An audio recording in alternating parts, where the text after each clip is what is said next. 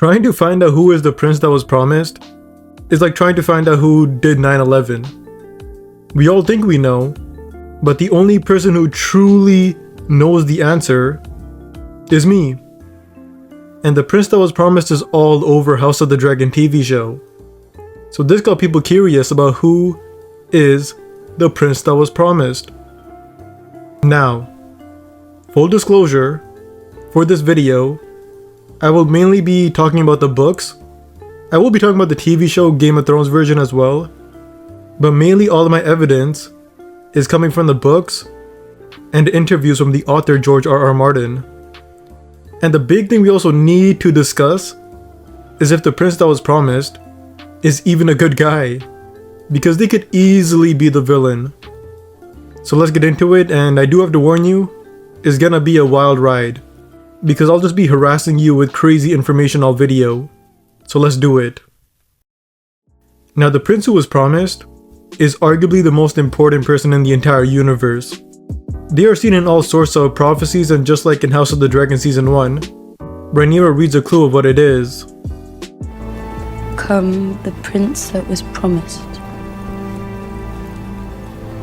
and his will be the song of ice and fire.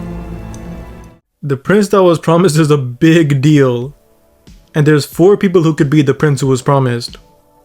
Stannis Baratheon, the one true king, Jon Snow, the potential king of the north, Rhaegar Targaryen, the silver prince, and Daenerys Targaryen. Please spit in my mouth and my food, I'm begging you, Daenerys. So now that we got that out of the way, let's see what it takes to actually be the prince that was promised, and see how each of them line up. In the books, it says the prince who was promised needs a few things. They need a flaming sword, born with salt, smoke, and a bleeding star. They probably have to do some sort of sacrifice, just like the original prince who was promised from like hundreds of years ago. And lastly, they need to be born from the bloodline of King Aerys the Mad King and his wife Rhaenyra. So let's start off with the son of the Mad King, Rhaegar Targaryen.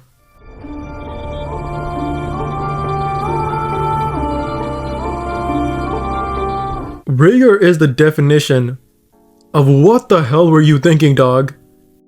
Rhaegar had a loving family, 7 kingdoms to inherit, powerful allies, and this dude was like, you know what?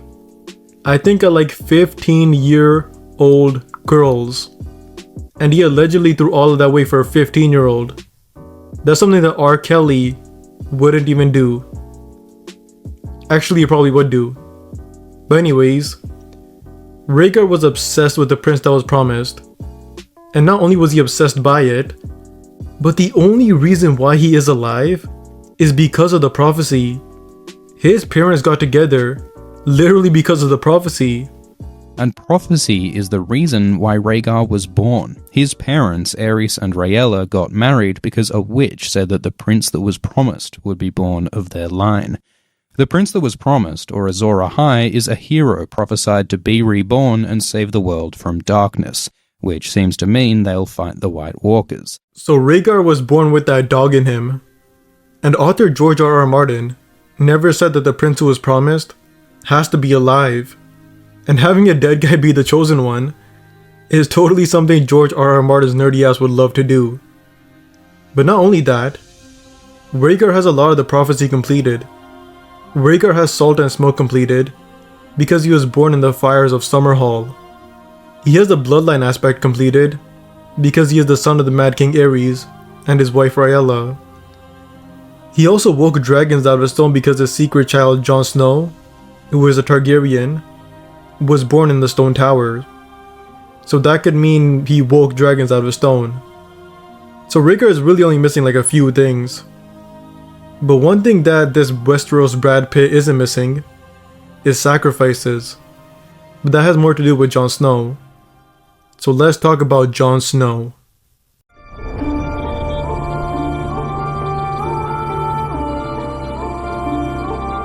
Now, unfortunately, Jon Snow, this dude is still dead in the books. This dude is more dead than O.J. Simpson's wife, man. It is bad. But just like the TV show, Jon Snow will most likely come back to life. which kind of sucks for him. Like, imagine you're almost going to heaven and you see Ned Stark at the pearly gates, and then you wake up again at the goddamn Night's Watch. This man has really been through a lot of pain. But nonetheless, he will come back to life. And he has so many clues just knocked out of the park. I mean, arguably the most important chapter in the entire series is the death of Jon Snow. In this chapter, there are so many hints of Jon Snow being the chosen one. Like, he clears salt and smoke and all kinds of things out of the way. Now look at the passage where Jon is stabbed. Jon's wound is smoking. Bowen Marsh is crying salty tears, and Sir Patrick, whose distinctive heraldry features stars, is bleeding. A lot. Each of these things is emphasized right at Jon's stabbing. The star, the smoke, the salt. And Jon brings up the promised prince born in smoke and salt in the same chapter as the stabbing. The star is a bit dodgy, but can this really be a coincidence? Let's look at the other signs. Jon Snow is also the son of Rhaegar, which means he is the grandson of the Mad King and his wife Rhaenyra. Jon Snow also has dreams where he's wielding a flaming sword. Now some of you might say, oh, he doesn't actually have a flaming sword, he's only having dreams about it.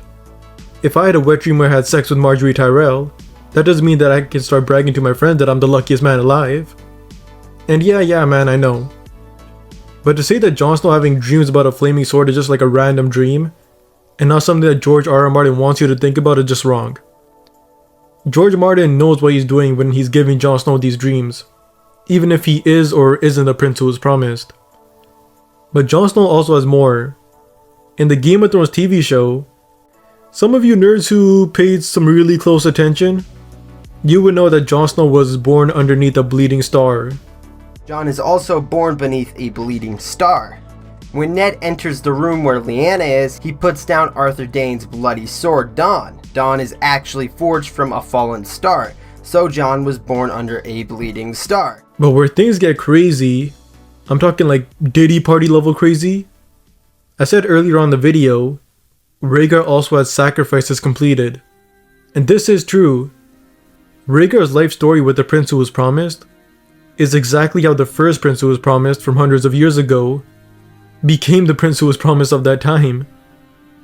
The original prince who was promised was Azor Ahai, and he stopped the first long night with a flaming sword. And the way he forged that flaming sword is exactly how Jon Snow was born. And I'm not talking about sex and the birds and the bees, but Azor Ahai first put his sword into water, and it broke. And then afterwards, he put his sword into a lion's heart, and it broke again. He then put his sword into his wife, probably after he had too many Bud Lights, and the sword finally forged into a flaming sword. That's exactly how Rhaegar created Jon Snow. Rhaegar first thought that he was the prince who was promised, but he died in the waters of the Trident, just like how the sword died in water. He then thought his first son with Elia Martell was the chosen one, and that motherfucker died by order of Tywin Lannister, who was obviously a lion. Just like how Azor Ahai's sword died by a lion. And then Azor Ahai put his sword into his wife, and she died, but he got the flaming Lightbringer sword. And that's what Rhaegar did with Lyanna. He got Jon Snow, the weapon against the Long Night. I mean, this makes some like scary sense. Like it's scary and crazy. Some readers have noticed that this story kind of mirrors the story of Rhaegar.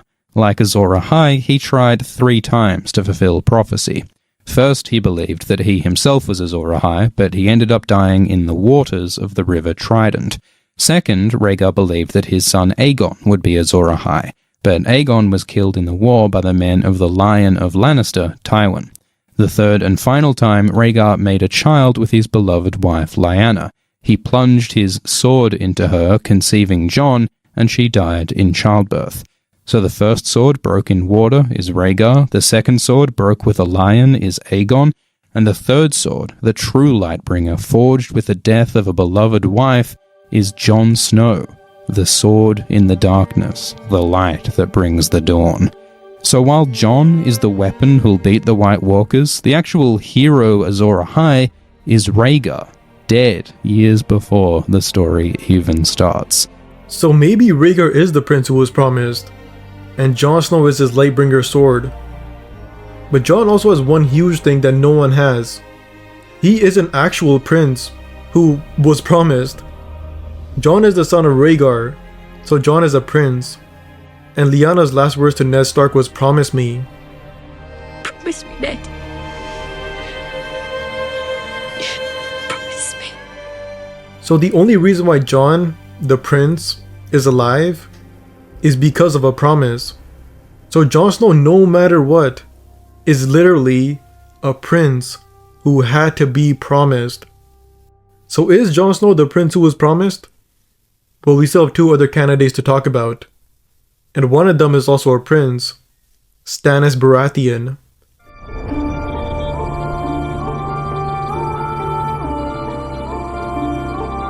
Is Stannis the prince who was promised?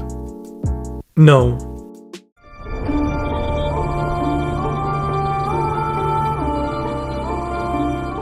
Now we are onto Daenerys Targaryen, and I'm gonna be honest, god damn, this woman has it all. She sacrificed her husband and arguably her baby, and after she gave birth to her dragons, there was a red comet in the sky. So you could argue that technically, she was reborn underneath a bleeding star. She is also the daughter of the Mad King, if you didn't know. They only mentioned that like 6,009 times. And you could argue that her dragons are the flaming sword. I mean, I don't know about you, but if God told me I had to kill a bunch of zombies to save the world and I had all that pressure on me, I would much rather have a dragon than some useless ass flaming sword. You know what I mean? And Daenerys does have the whole like salt and smoke stuff too. Daenerys was born amidst salt and smoke. She was born during a great storm on Dragonstone while fleeing from Robert, the ocean providing the salt. And she was figuratively reborn as the mother of dragons after emerging from Khal Drogo's funeral pyre unscathed, which would provide the smoke. Now I know what you're thinking. The last time I checked, the prince that was promised is supposed to be a prince. Unless Daenerys Targaryen is gonna become transgender and grow a dick, then why are we talking about a woman? Well, in the language where the prophecy was explained, the term prince is gender neutral. The prince who is promised will bring the dawn. I'm afraid I'm not a prince. Your Grace, forgive me, but your translation is not quite accurate. That noun has no gender in High Valyrian, so the proper translation for that prophecy would be the prince or princess who was promised will bring the dawn. Daenerys has it all. She might not have the extra details like Jon Snow or Rhaegar, but she has everything that people in the story want. So some of you probably are gonna ask me, well, what's your prediction on who it is? And before I say who it is, let's all remember that George Martin wants us to debate this. He doesn't want us to know the answer yet. So if you're someone who thinks it's 100% Daenerys or 100% Jon or hell 100% Stannis, or even more hell, 100% Tyrion, then you, my friend, need to go outside and get some pussy.